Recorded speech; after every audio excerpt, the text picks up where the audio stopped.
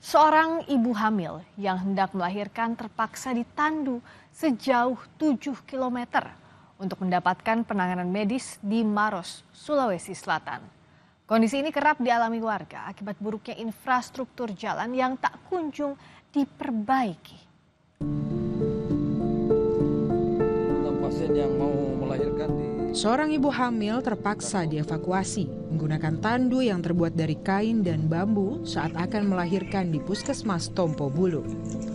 Ia harus ditandu karena infrastruktur jalan di Dusun Cindako, Desa Bonto Somba, Kecamatan Tompo Bulu, Maros, Sulawesi Selatan, tak bisa dilalui kendaraan roda 4. Sebelumnya, perempuan bernama Nina ini dievakuasi dari rumahnya sejauh 7 km untuk bisa sampai ke lokasi yang dapat diakses kendaraan untuk selanjutnya dibawa ke puskesmas terdekat.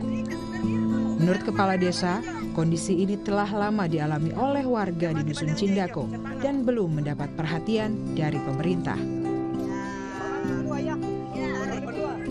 Kami berkomunikasi dengan bidan untuk sekarang menjemput ke lokasi, namun karena jarak dengan medannya yang cukup berat, makanya kami tiba kurang lebih jam 10 lewat dan kami langsung menjemput.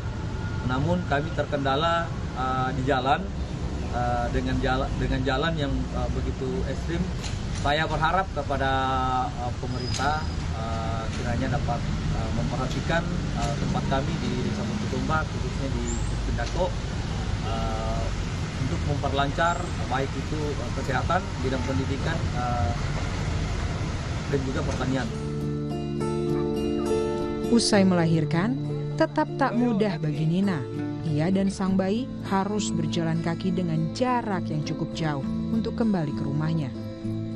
Warga berharap pemerintah memberikan perhatian untuk penanganan infrastruktur jalan di wilayah ini, agar pelayanan kesehatan, pendidikan, hingga perekonomian warga dapat berjalan dengan baik. Tim Liputan Kompas TV.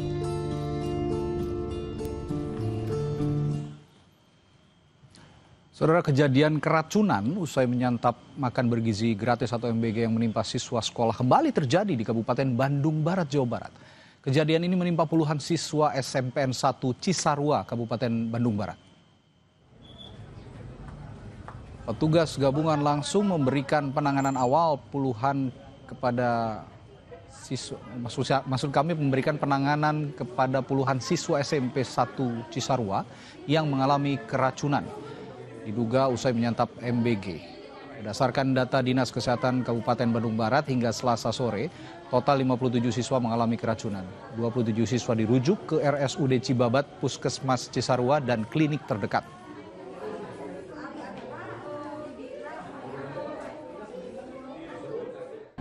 Jumlah dari awal itu kurang dari 100 orang, ya, sebagian besar bahkan sehat, bahkan makan juga habis, banyak yang habis juga dan tidak ada gejala apapun.